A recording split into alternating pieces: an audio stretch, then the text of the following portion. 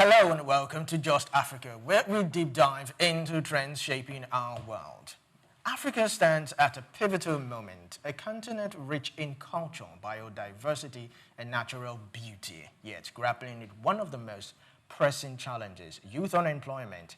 With over 60% of Africa's population under the age of 25, unlocking economic opportunities for this demographic is not just urgent, it is essential. Today, we will turn our attention to a powerful but often underutilized solution, sustainable tourism.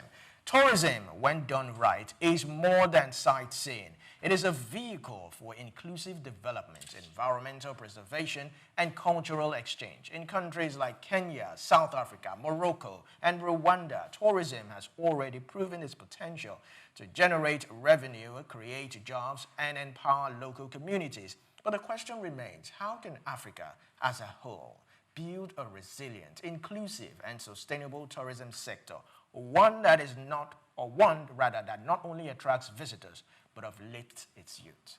Hello and welcome to Just Africa. I am Olumide Sokoya. I have my co-anchor, Oyinpreye Krumale. Happy New Week. Good morning. Yes, Happy New Week to you. Good morning, Lagos. Good morning, Nigeria. It's great to be in your face again. You know, I remember last week we were still talking about how tourism remains an untapped gold mine, that if done right, it would actually boost our gross domestic product for each nation. But, well. Okay, so one of the, it's very, very critical that tourism is actually one of the gold mines that we've not actually really tapped at the moment. However, I would say we're not doing badly, because I'm beginning to imagine if we're not doing badly in the sense that we've tapped a little bit we've tasted it, and because of the fact that we have tasted it, we've come to see that there's potential in it. And for what is standing right in front of our face now is for us to, really jump in, deep dive, and, to put in all the effort to make it one of the core IGR for the government. If you look at Nigerian tourism and hospitality industry in the year 2022, our revenue generation was about $17.2 billion. And I was wondering how come we earned that in spite of all the criticism that is leveled against the government, in that they've not really, actually, pumped in money to that industry, and all the tourism sites in Nigeria and in Africa, in Nigeria in this case, we've not really tapped in it. The one that we have in Jos, in Plateau State, the ones we have, the waterfall we have in Osun State, and that's Ikogosi. Then we've not gone to other parts of the northern part of the country where we have this tourism site. And it's very, very disheartening.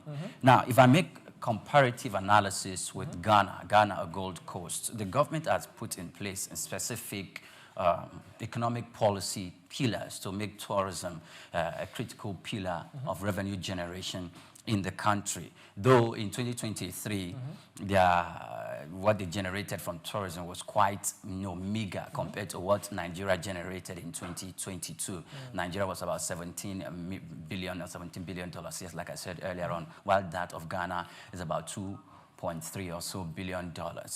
But even though it's that way, I've received reports that in Ghana, the government is really doing a lot. And, well, I don't want to just compare, because some of the indices are not comparable when you look at the population, the vastness of the country, and the way the government has pumped in money to that sector. I would really want to make critical, that's when we have our guests, to make critical exchange so that we can have highs spotted on the advantages, disadvantages, what the governments in each country can capitalize on, and probably go beyond Ghana and Nigeria to Rwanda, to most especially Kenya, because it's a key revenue generating pillar for the government of Kenya, Ethiopia, and some of the eastern countries in Africa. All right, so today's conversation will explore how ecotourism, community-based tourism, digital innovation, creative storytelling, and policy reform can work together to position tourism as a panacea to youth unemployment. We'll also spotlight successful case studies, identify gaps, and propose forward-looking solutions to scale impact across the continent. Because in every local guide, craft maker, eco-lodge operator, or cultural performer lies not just a job, but the seed of transformed Africa. So on Just Africa today, we'll be looking at building sustainable tourism in Africa, a panacea to youth unemployment. Stick around, we'll go on a short break. And when we come back, we'll bring in our guest. Stay tuned.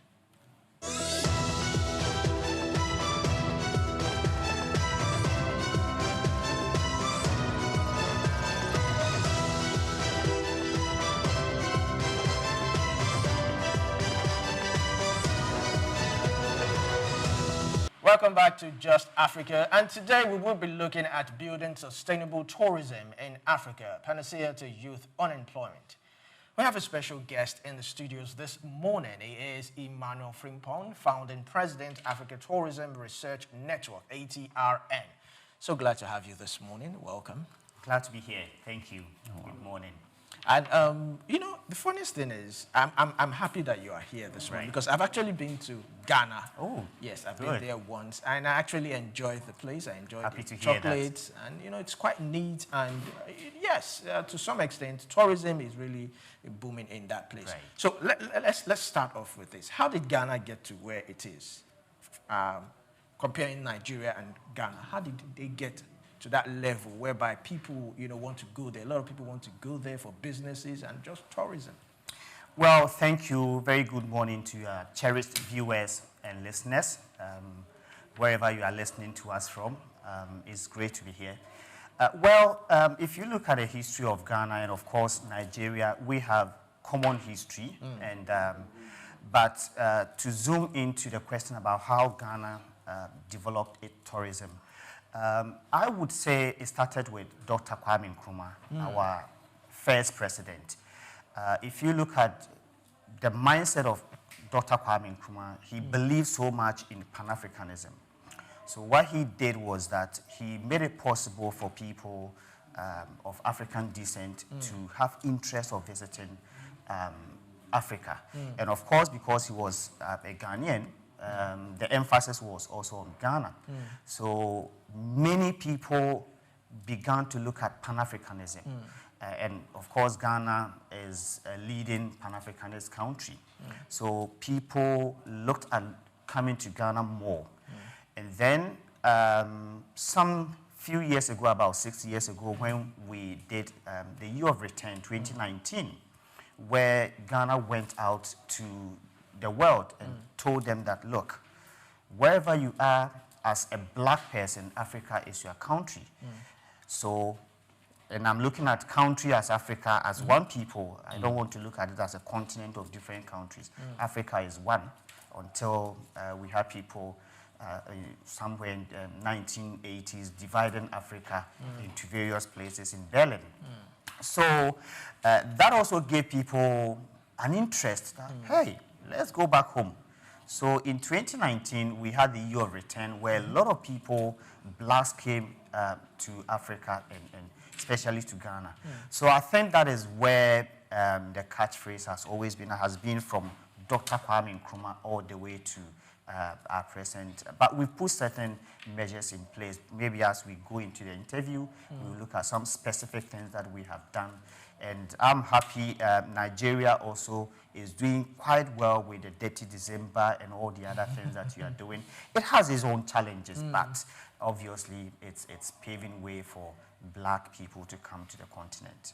Thank you. Okay, so I like the fact that you had to trace it back to the foremost Ghanaian leader, Kwame Nkrumah. Yes. And currently, as we speak, so jumping straight into the meat of our conversation, currently, I saw the data that in 2023, Ghana generated about $2 billion for tourism. Right. Sometimes the way and manner the National Bureau of Statistics in Ghana and in Nigeria and some other African countries come about those figures is of a concern to me. Right. Because if we have those kind of money physically, I know what it's going to do to the economy in Ghana. In 2022, we're told that Nigeria had about $17 billion generated from tourism. And Nigerians are crying, hey, our tourism industry is left in neglect. Right. So what your country, over 500,000 people are employed in that industry.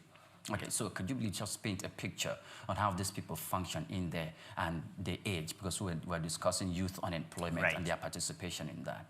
Well, I totally side with you on the issue about data. Data is a big issue in Africa. And if you look at my organization, Africa Tourism Research Network, it focuses more on data, research, and sustainability. So yes, there's a challenge with the data as far as we are concerned. Some of the information that we get from our entry points are not accurate. But in terms of how the revenue or the money that we've generated from tourism arrivals impacted on the youth and on the economy in general, if you look at tourism, tourism cuts across almost every sector. So tourism is interlinked with every sector. And if you look at those who are involved in tourism, you realize that there's more of women and youth. So you see tour guides, many of them are the youth who are guiding those who come into various countries and various attraction sites. You see the youth there. You look at the creative arts, you see a lot more of the youth in the creative art. You see sports tourism, the young people, the youth are into sports tourism. You look at ecotourism, you look at driver guides, you see young people in that sector as well. So a lot more people are in that field. The challenge we have had is that we haven't developed our tourism very well like the other countries have done. So people get into tourism, the youth get into tourism as a stepping stone where they finish university, they don't know what to do. So, okay, let me get into tourism. Then when I get something better, I leave. So if you go to our hotels, you go to our restaurants, if you go to our theme parks, you see youth who are into tourism, not because they are passionate about it. They are into tourism because they are looking for something to do. They haven't found it. So they get into it and then say, okay, when I get something better, I leave. So we have to be intentional about how do we keep the young people in the sector, in the industry, so that they can look at it as a career in tourism or hospitality. And then when they grow through it and then become better persons. So there's a lot more youth in it, but when you climb the ladder, they leave. So that has been the challenge. Okay. All right, so if I might ask you, let's first of all look at the difference between sustainable tourism and the traditional tourism models that we have. What are the factors needed to be considered if we're going to build Nigeria and Ghana building a sustainable tourism? And what you mentioned that the youths, they get in for it for a short time. So what are the factors do you think are negating, or shall I say discouraging them from, taking sustainable tourism? Well, if you look at tourism in Africa as a whole, it's quite young.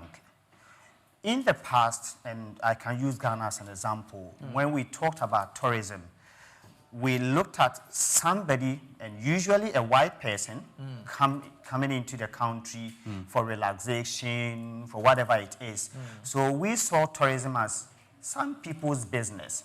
So for us, tourism was never a business to us. So our governments are trying to understand the business of tourism. So if you look at tourism ministries, and I'm sure Nigeria will be the same, it was usually under different ministries. They move, they keep changing names.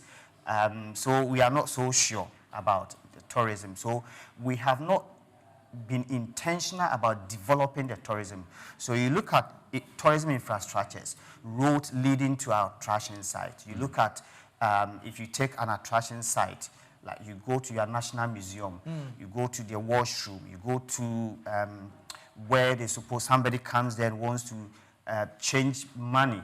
Because I come with my cedi, I come with dollar, they'll tell you, oh, you can't pay with cedi or dollar, or there's no, if I don't have physical money and I have a card, you are not able to pay with your card. So you go back with your money. So we haven't been intentional about developing tourism. Again, another issue is training and capacity building. Tourism is a science.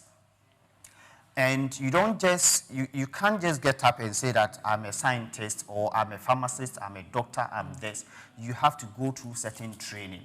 You don't just get up and say, today I'm a business analyst. You have to go through certain training. Definitely. So if you look at most of our universities, we don't even have very good tourism training institutions where you go and learn hands-on.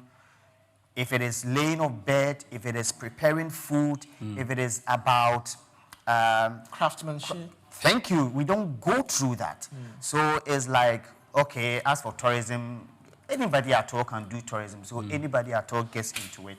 And you realize that no, it's far beyond that. So we need to be intentional about it, train people and equip them, help them to become the best in the industry.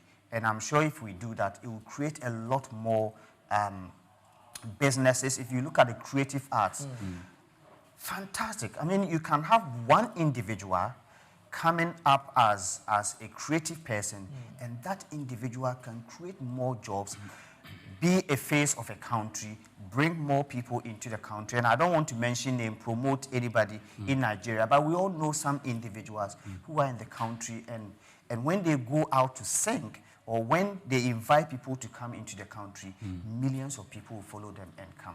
So these are things that we are looking at. How do we help them to become business-minded as well? So you don't just sing. You don't just play football as a sports tourism. I mean, there are great footballers who have come through Nigeria and Africa. How do we get people to look at them and then follow them to their country to find out where did they grow up? Who were their parents? What were the challenges that they had to go through? So we can have sports museum that can attract people as an attraction for them. Okay. I like the fact that, first of all, you mentioned the thing about when they see what in Africa, what we consider as tourism, we see a white man coming into the country, wants to relax or come and take a look. I want to say, in this program, you look more African than myself and my colleague, because you are even more attired in that. But our job has confined us to be attired like this on a Monday. First of all, Akinwumi Adesina, the recent outgone president of African Development Bank, was speaking in a global economic forum, and he said that Africa will gain more if we trade within ourselves, about 1.4 billion people together. And I'm saying the Nations Cup, the African Nations Cup that we hold across the continent, I don't think we've really taken advantage of that, because when a group of people, number of people troop into either Ghana, Nigeria, Kenya, South Africa, you just name it. You have lots of people coming with, that means the amount of money that what the hospitality industry would generate will go up, transportation will skyrocket, name it, the services sector will boom. Production within that space of time, even if it's a month, will skyrocket. Do you think we've taken advantage of this, or is it that we just lack infrastructure in place to promote tourism in Africa? We have not taken advantage of the opportunities that we have. And any platform that I get, I throw a question that if there is any continent in the world that has so much in terms of tourism than Africa, they should tell me. They don't. Africa, and sometimes I say that maybe because we have so much, that is also our problem. Because necessity is a matter of invention. So if you have so much, you don't even value it. Let's take our culture, our heritage and culture. Africa has beautiful, fantastic culture that people want to learn, people want to understand, people want to know what it is about, you know. So we have not taken advantage of what we have as a continent. And unfortunately, when we started, I also mentioned that our leaders have not understood the business of tourism. Tourism is a business, a big business. And for every business, is garbage in, garbage out. You invest to get your return on your investment. We are not investing in people. We are not investing in infrastructure. We are not investing in research. So we don't know. You have fantastic festivals in Nigeria. Yes. But how are we marketing it? How are we promoting it? Do we even understand what we are doing?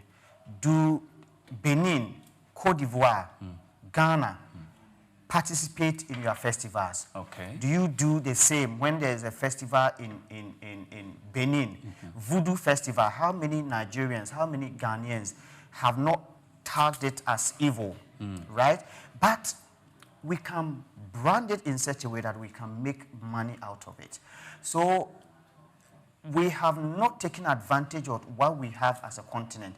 And yesterday I was saying to some people that what is going on in the world where Africans are restricted to come to certain countries is an opportunity for us to begin to trade amongst ourselves, to understand ourselves. We came in on Friday. We got to the airport and we're being asked, Ghana, Nigeria, free entry, but we're being asked, where are your letters of invitation to come? I said, what letters of invitation to come to Nigeria? We are not able to move within the continent freely. If you are moving from Nigeria to Ghana by road, restrictions, which shouldn't be the case. So we have not taken advantage of the opportunities we have within our continent to even know ourselves, to travel within ourselves. So what is going on gives us opportunity to trade amongst ourselves. There is so much wealth that we can get. We trade amongst Europe, or we trade with Europe more than trading amongst ourselves as Africans. But everything, almost everything that we get from Europe or America, we can get from our neighboring countries, or even from the Central Africa or the Southern Africa. So it is time for us to trade amongst ourselves as a continent and share wealth amongst ourselves. Great. Thank you very much. Now, still on that question, why do you think it's I won't say hard, but what do you think? What are the bottlenecks? Do you think we need to strengthen our diplomatic ties? Do you think maybe our government needs to act more, or could it even be the time for the so-called African Union to actually unite together so that we can actually take tourism to its full potential? Well, I think our leaders must be genuine to themselves and be genuine to the vision of Africa. If you look at African Union, if you look at ECOWAS, we have ECOWAS passports, but you can't use ECOWAS passport to move from one ECOWAS country to the other. You'll be restricted. You'll be asked so many questions. Sometimes you are asked to pay monies that they don't give you a receipt. So what is the point of having a passport that says you can move from one country to another, yet you can't move? So, but I think it has also given the youth opportunity to tell our leaders, enough is enough. So we, the young people, must begin to travel within Africa. I come to Nigeria. Last year I was here. Last 2 years I was here. This year I am here. I'm supposed to come back in July. So if I become a leader, because I've had that interaction with Nigeria, I know how we're supposed to work amongst ourselves. We're supposed to visit ourselves. I am able to say that, look, we are one people. Why can't we do away with all these restrictions, individual countries, looking at ourselves that, oh, these people are this, that people are that. When they come here, security. No, we are one people. We are brothers and sisters. So the youth must begin to travel amongst ourselves, tell our parents, who are the leaders, that look, these restrictions are not helping us. And yesterday I was having a conversation with my brother who is here with me, Mr. Emmanuel Frimpong, and we're saying that let's forget about the older generation. Let's focus on the younger generation and tell the people that, look, we want to visit ourselves. We want to look at Africa as one people. No Nigeria, no Ghana, no Togo, no Benin. I should be able to get up over the weekend and take a bus and come to Nigeria. 5 hours, 6 hours, I should be here by bus. But we are not doing that. So the young people must begin to do that. The older ones will not do it. I'm sorry. They will not do it because they are looking at their personal interests. But the youth don't care. They just want to have fun. They just want to be free and visit Africa. Yes. All right, so let me ask one more question before we go on a short break. Now, the youth, if you look at the youth, young, driven, they like vibes, they like something that is catchy. Right. So how do we now, shape, package tourism for them to look very attractive, to make it long-term for them? Because, I mean, the youth, they are people who just, yes, they want to make money, they also want to enjoy themselves while they are doing it. The old folks are conservative in some ways, but the youth, they say the youths are the leaders of tomorrow, the children are the. So how do we make it, attractive enough? Right. Then what area, or do you think the private sector, do you think they are doing enough? We've always talked about the government, stepping in, but what about the private sector? I mean, do you think they are doing enough? Or where do you think they need to step up? Well, I think the private sector is trying. I'm being careful because you need that enabling environment for you as a private sector to thrive. I cannot come in as a private sector and build roads, get electricity. There are some basic amenities that the government must provide. Create that enabling environment for the private sector to be able to do certain things. If that is not there, it becomes difficult. And that has been the challenge. So if we can do that, if the government can do that, naturally private sector will step in and be able to provide what it has to be provided. So there has to be that PPP concept, public-private sector concept, where we all come together. But unfortunately, we haven't been able to do that very well. And that has been the challenge. If governments can do that, provide that infrastructure enabling environment, naturally the private sector will step in and provide what needs to be provided, and the youth will take it up. All right, lovely conversation here with Mr. Emmanuel Frimpong. Yes, we'll go on a short break, and when we come back, we'll continue with the program.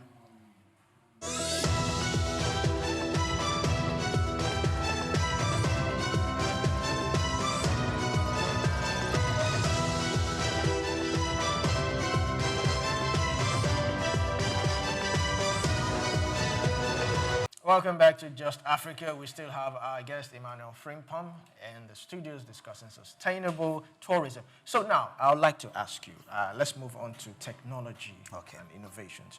What innovation, for instance, virtual tourism, tourism apps, online booking platforms, what kind of innovations can be used or can be applied for youth-led inclusion? Well, so there's a lot of innovation, technological innovation that is taking place all over the world. And tourism has moved from the traditional tourism where you have to visit a site and that sort of thing to an experience. So the question is, what experience do you want to create for your guests or your tourists or people that come to your country? So there's virtual reality.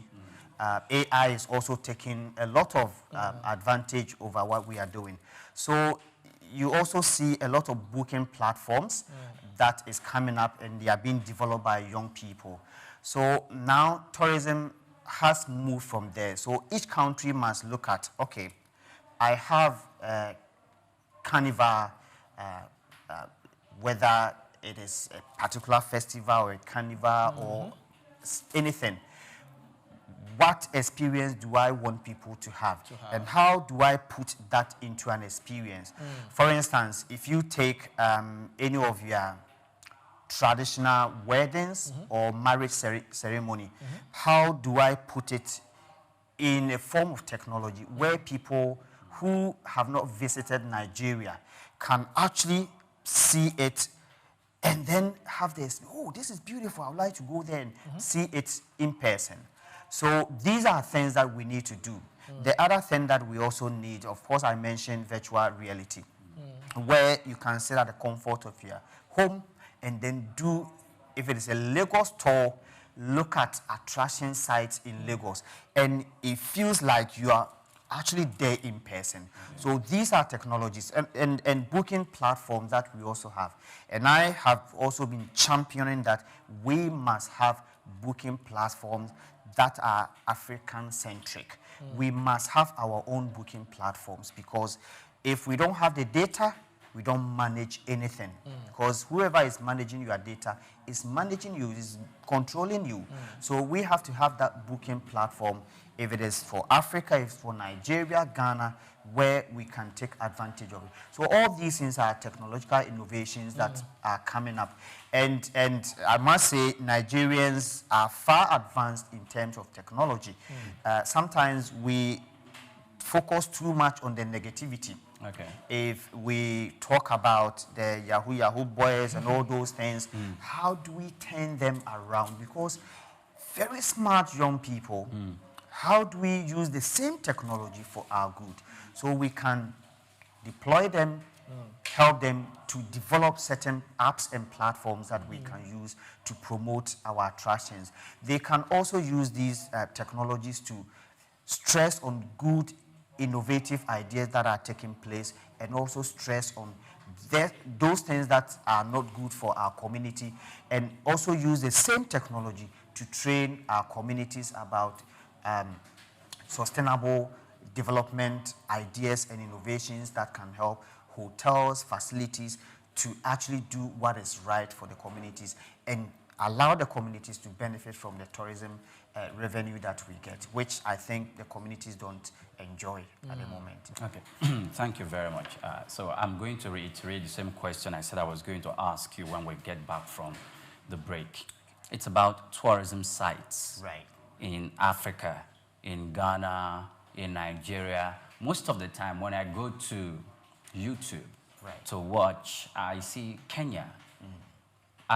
Maybe one of these days, if we have a Kenyan friend, we can bring him to the studio because of the safari and how the people from other climes from Europe always want to go there, sit down on a vehicle and just watch a live lion chase its prey around and all of that. Do you think we've developed some of these tourism sites in Ghana and in Nigeria? Because we have several in Nigeria. Do you think we've developed them to a point where they can speak for themselves and we just have to do little or no marketing effort for people to just jump in because they want to see how a hot climate in Nigeria can be so cold when you go to Jos Plateau State. So these sites, like you can name a few you have in Ghana. Right. So again, I can go back to what I said earlier on about being intentional about developing tourism. We have different aspects of tourism. So every country can specialize in one or two. And Africa is generally, we are blessed with culture, heritage, and then we're also blessed with ecotourism, or you can also look at safari. So Kenya and the Eastern African countries, if you look at Rwanda, South Africa, even Botswana, they have specialized on safaris. Okay. So if you go to Kenya, you know where you are going to. They also looked at the Maasai community. It's also a brand. They've also leveraged on it. What West African countries have not done, we haven't developed our tourism offerings very well. If you look at West Africa, most of the slave trade took place around here. So we can leverage on it. Not to just lament and talk about the negatives, but we can twist it. So if you come to Ghana, you go to Elmina Castle, you go to Cape Coast Castle. We have the castles where most Africans from Nigeria, Guinea, Senegal were taken, and then from Burkina Faso through the slave transatlantic ocean, all the way the route, and then they brought them to Ghana. So we also have that as well. We also have some of the safaris. So if you come to Ghana, we have quite a number of them. You go to Aqua Safari, we have those ones there. You go to Mole National Park, you have all these animals that you mentioned, we have some of them there. But what we have not done is to market it. So sometimes people even think we don't even have, you go to the Kenyans, the big five, you come to Ghana, we have them there, but people don't even know. Even Ghanaians don't even know that we have tiger, we have elephant, we have all these animals there. So marketing has always been the problem. And it goes back to what I said earlier on, that we have always seen tourism as a white man or somebody traveling from one country to visit Ghana. So we need to be intentional about how we develop and promote tourism. We also need to be intentional about what is it that we want to promote. What is it that we want to market to the world, so that we don't also experience over-tourism. Over-tourism is whereby you have too many people coming to visit a particular destination or attraction site. And you can also talk about the Kwame Nkrumah Memorial Park, which is where Dr. Kwame Nkrumah, our first president, and the wife, they are buried. So it is a beautiful attraction. In fact, that is the most visited site in Ghana now. Okay. Yes. So there are a lot of things that we have as a continent. We don't have to focus too much on the safaris, because if we are not careful, we have not developed our tourism attraction sites very well. We don't have a lot of infrastructures. So if we are not careful and we allow too many people, now there's over-tourism in Europe. Okay. Some European countries are banning tourists from coming to their country. So now if you go to certain embassies and you are going for tourist visas, they will deny you, because now they want to restrict the number of people that come into their country. So they are going to move into Africa. How do we also make sure that they don't come and then destroy what we have? So there are certain things that we can do. Give them experience. That is what the youth of today are looking at. So experience, what experience can we give them? And for me, our culture is beautiful. Our food, that's gastronomy, food tourism. We have beautiful food in Africa, especially West Africa. People love our food, and of course, jollof rice. The war, and I know you know that Ghana jollof is the best. Come on, Let's not even go there. So food tourism is beautiful, and I mentioned sports tourism earlier on. Even medical tourism. You'll be surprised that our herbal medicine, fantastic. The Chinese, for the past centuries, have been taking advantage of our herbs. They take our herbs, they take it to China or any other place, turn it around and bring it back to us. But if you go to our villages, our grandmothers, grandfathers, they use these herbs to heal us of any disease that you can think of. Some decades ago, we didn't know anything about cancer, but cancer has become so common to us. They had medicine for all these things. So medical tourism is also another thing that we can promote. I lived in a village when I was growing up, and my grandfather was a fetish priest. And I remember, I can mention at least one footballer, very popular footballer in Germany, who broke his leg. And they brought him to our village in Sabronum. And within 2 weeks, my grandfather, usually what they would do is they would break a neck of a chicken and use the medicine, the herbal medicine, to get it healed. If in 2 weeks it's healed, it means you will take 2 weeks and get healed. And it worked. How are we not promoting this, taking advantage of this? So we need to look at what is it that we can package as a continent. So let me butt in here. I have, maybe this would be my last question. The thing is, if you want to tell a story or you want to know about the psyche of a people and how they maintain their vicinity, their territory, when you land in an airport, it will tell a whole lot of things about those people, whether in Ghana, Nigeria, or name it in any other African country. But most thing is, when Nigerians or when Africans travel, they travel out of Africa to Europe, and most times they don't come back. They hardly travel within African countries, except the most enlightened ones who know what they are doing. So how can we bring in this? How can our first contact airports, attract other Africans from coming, and how can they stay on their own? How can I be on my own and say, okay, look, I'm going to Ghana, I'm going to Kenya, I'm going to Rwanda, I'm going to Kigali. I'm going to Tanzania to go and just sightsee the environment. Right. This will come if leaders have sat around to make moving around very, very easy. Right. And also cost-effective. Yes. So what's your take on that? Like, Well, we don't travel.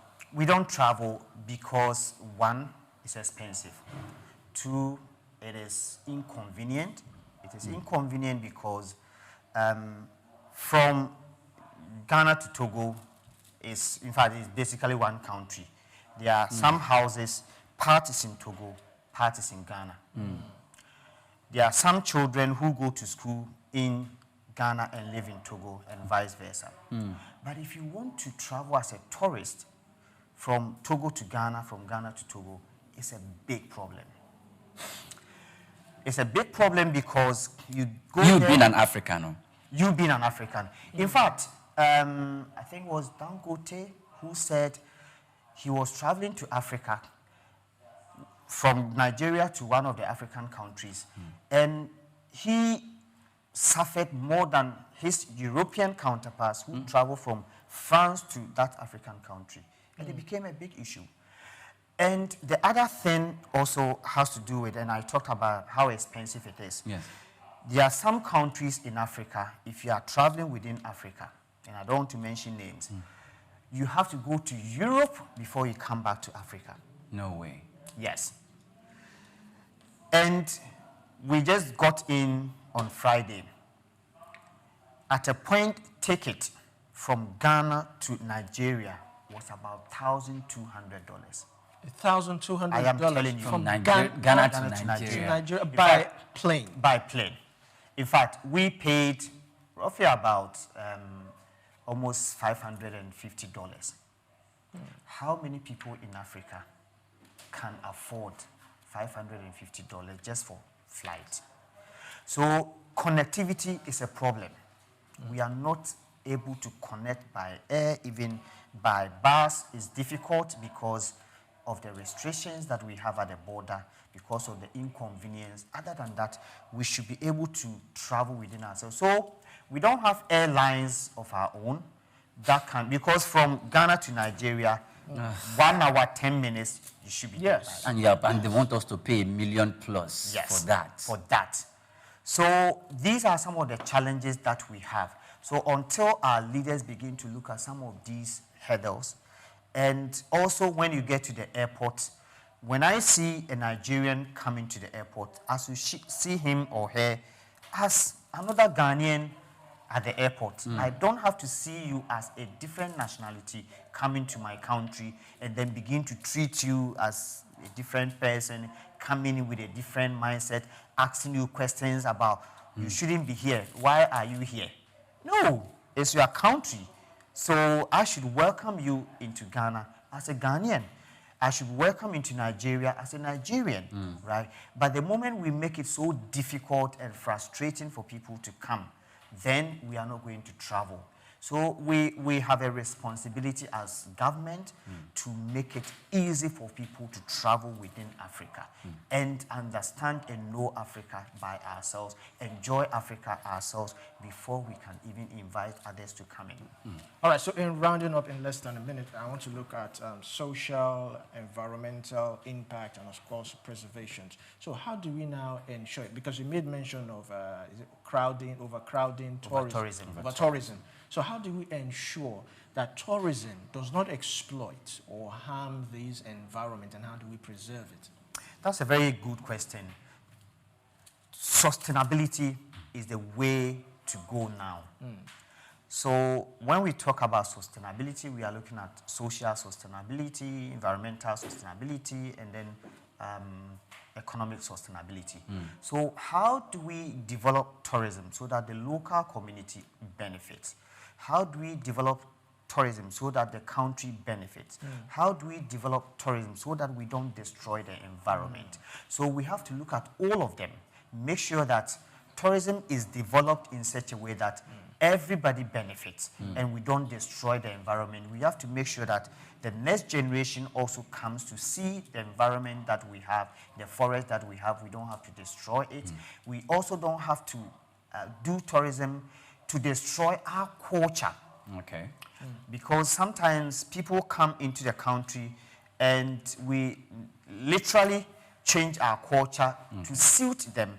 And then gradually our culture is destroyed. Our language, our food, the way we wear, and you were talking about because of the work you do, you have to wear a suit. Exactly. What is wrong with wearing agbada, Nigerian dress On Monday. to do? Who do we want to satisfy? People want to look at an authentic culture. So we have to be proactive and love what we have, promote it in such a way that we don't destroy. Because if we continue doing what we are doing, the next generation or the generation after our children will not even speak our language.